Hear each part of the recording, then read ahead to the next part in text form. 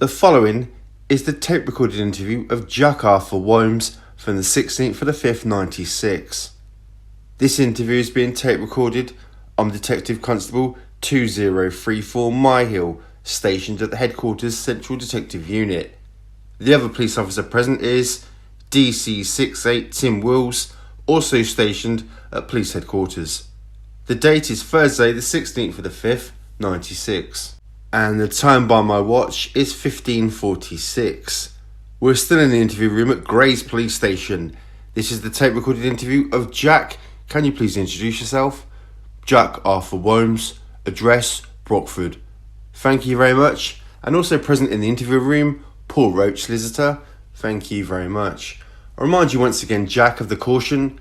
You do not have to say anything, but it may harm your defence if you do mention, when questioned, something which you later rely on in court. Anything you do say may be given in evidence. Do you understand the caution? I understand. Right, you understand. Once again, that at any time if you wish to stop the interview and consult with your solicitor, you've got to tell us and we'll do so. I understand. And the tape is recording, and obviously it can be played in a court of law should it need to be done, okay? I understand. Right, we just want to go and clarify some bits and pieces after this morning's first interview.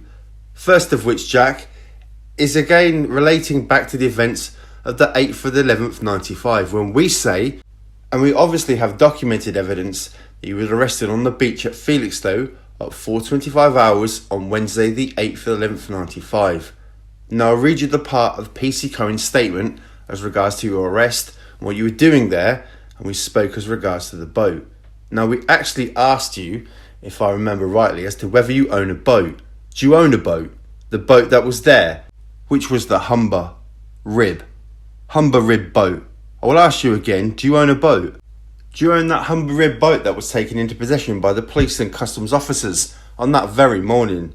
The reason why I asked, Jack, is that we have a statement here of PC 960 Paul Quick, who was on duty that morning in company with PC Cohen. I'm going to read you that part of his statement. He's already detailed the fact he was called to the area with PC Cohen as a result of 3 men landing a boat in suspicious circumstances, and they had arrived there, seen a Range Rover, and attached it was to a trailer with a large inflatable boat thereon. After about a minute, a white man approached us from the direction of the sea defences and said, "Oh, I thought somebody was trying to steal my motor." PC Quick goes on to say, "I know this man as Jack Wilmes, and he stated that the Range Rover belonged to a brother and that he owned the boat. I ask you to make some sort of comments as to regards to that, Jack." Okay, that boat was subsequently taken into possession of, obviously by or eventually, customs officers. Now, we have spoken to a senior officer by the name of Dave Hill, a senior customs officer that is, who states, I don't know whether we've actually got a date for it, that you, Jack, went and recovered that boat from him and signed for it as the owner, which again, I ask you, do you own that boat? Once again, I ask you the comment on the fact he was arrested that morning with Michael Steele, in company with Michael Steele and Peter Corey. Your boat, and I shall call it your boat for the purposes of this interview, Jack, was forensically examined. And do you know what was found in the boat? Traces of cannabis were found in the boat, Jack. How do you think they could have got there? Well, you know, don't you? You know the boat was used, as we've said all along, for the importation of cannabis. And there, from a scientist is stating that traces of cannabis were found in the boat. Your boat, Jack. Do you want to comment on that? Let's go back to being aboard on the continent, Jack, because that seemed to cause you some sort of dismay, really, when I asked you whether you'd been on the continent or around on about the 16th or the 17th of November. Let me remind you that we're suggesting that your partner in this importation business, Mr. Steele, was out in Ostend at this time with Tate, Tucker and Rolfe, or was certainly returning money from the bad cannabis deal in Ostend. You weren't there, were you? As I've said, Mr. Nichols stated that you were there. Do you want to comment on that? Were you there or not, Jack? Did you help bring some of the money back? Some of that 70-odd thousand pounds that was returned? Did you help bring some of that back? Because there was quite a few people there, wasn't there, really? Split all the money up so, and nobody has one great big lump amount of money on them. I suggest you were there, and I think you were there for the very reason that I've said, Jack, to bring the money back or help bring the money back. Do you want to comment on that? G&T commercials, which is once again where I say I believe you have some connection with, either as an employee or maybe something more. These premises is situated at Barham. I think Scarlet Tippin also has something to do with it. Do you know Scarlet Tippin? Because the mobile phone that you use, I think it's down to Scarlet Tippin.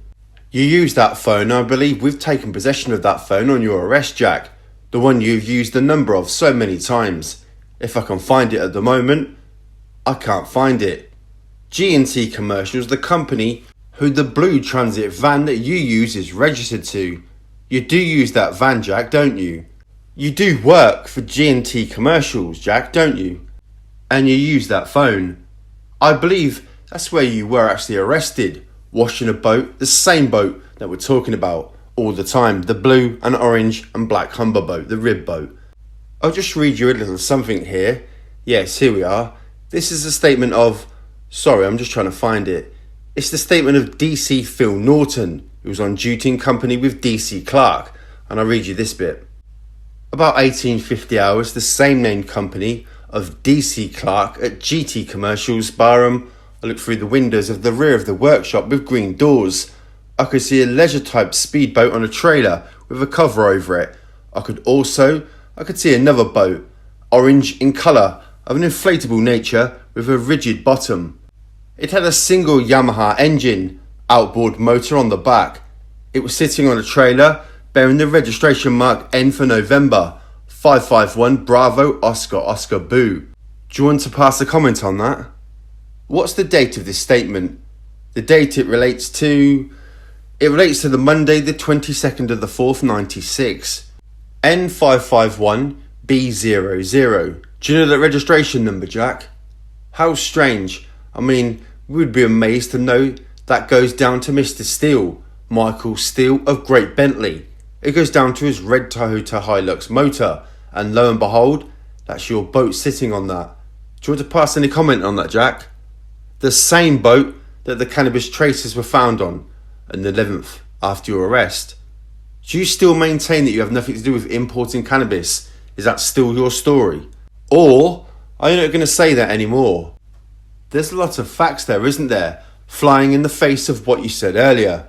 An awful lot of facts. Why aren't you telling us the truth? Why don't you feel that you can tell us the truth, Jack? So your boat has been used to import cannabis. We think we've got cannabis now. We've had some time. We've recently recovered 150 kilos of cannabis resin from Michael Steele's mother's house. Why didn't you tell us the truth? Why say you're not involved? Do you understand the allegations we're putting to you? These things that we've defined since your last interview about your previous arrest, and the cannabis, and Mr. Steele. Do you understand what we're saying to you? Let there be no confusion. I think also perhaps it might be fair to say that we've actually mentioned the 150 kilos. Is there just one other person been arrested?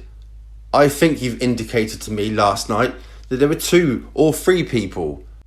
I think there's a further 2 people that have been arrested and are being questioned, but it would be, as we speak, Jack, to give no doubt their version on events. And the reason why I say that, Jack, is because we're asking you to give an account, a version, your own version of events.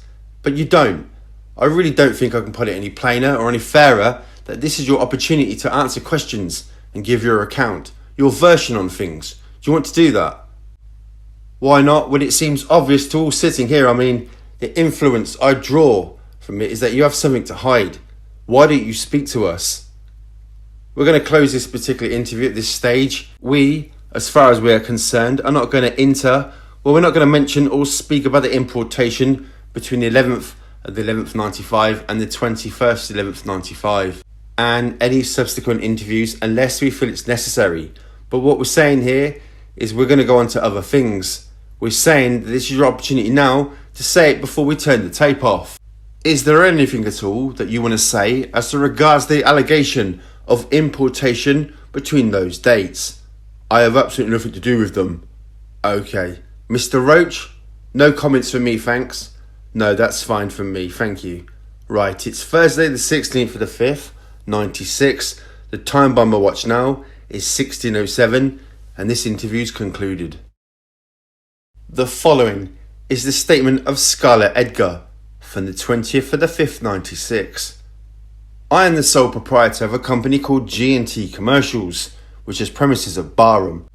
I became a sole trader 6 years ago, trading as G&T Commercials, prior to which I've been involved in a similar line of businesses which operated from the same site. About that time, I took a business development loan from the bank to enable me to buy part of the site from Mr. Gray to build a workshop. I now produced 2 photographs taken from the plan which show the workshop marked in black. These photographs are now marked as Edgar A. The only money which set up the business and was put into the business is my own.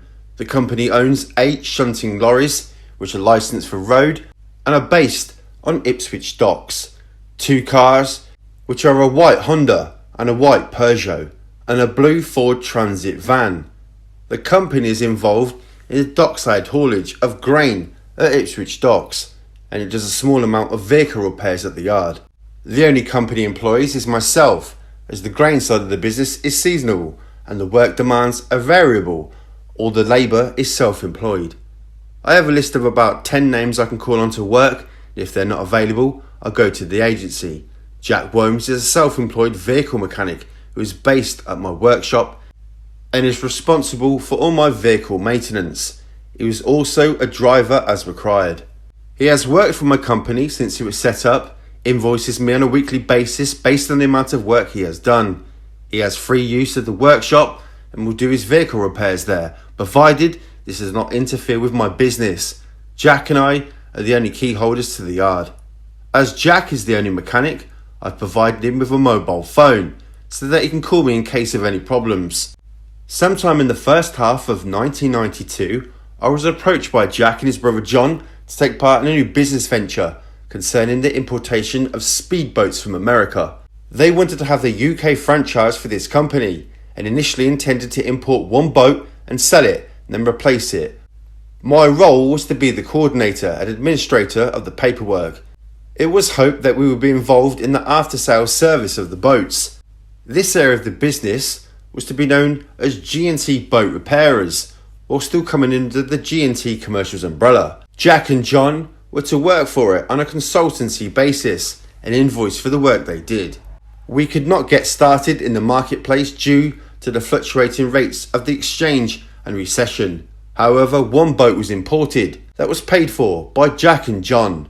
I have made a top-in payment but cannot remember exactly. I believe that John took an add-up loan to his mortgage on his house to pay his share. This boat is no longer listed as a company asset because the business did not take off. The initial investment in the boat still remains the same and the insurance policy is in my own name and paid by me. I had no intention of getting involved in the day-to-day matter concerning the boat, such as storage or maintenance. But I am aware that at various times it had been kept at Jack's house, in my workshop, or in the workshop at the front, which is owned by the people who own the rest of the yard, which is, I believe, Peter Jackson and Bill Wright. I was not involved in any arrangement concerning the storage of anything anywhere other than on my own site. There was no other boats being stored at my yard in my workshop, and I am not aware of any boats being stored anywhere on the site. I cannot recall seeing a rubber boat on the yard, but I've seen various jet skis and boats that were there for repair, but did not pay any attention to them as they were of no interest to me. My visits to the yard are infrequent due to the commitments on the dock. It could happen that because of the work on the dock, I would be absent from the yard for 3 or 4 days at a time. I normally visit the yard at weekends. I am aware that Jack has an association with a man who I was not formally introduced to but believe was Mickey Steele. He will sometimes call on the yard phone or visit the yard in person. I have seen him drive a vehicle which I think was a new red pickup. I do not know why he came into the yard. I cannot recall ever hearing the names mentioned in the hearing of meeting any of the following: Darren Nichols, Russell Tate or Paul Gwennett.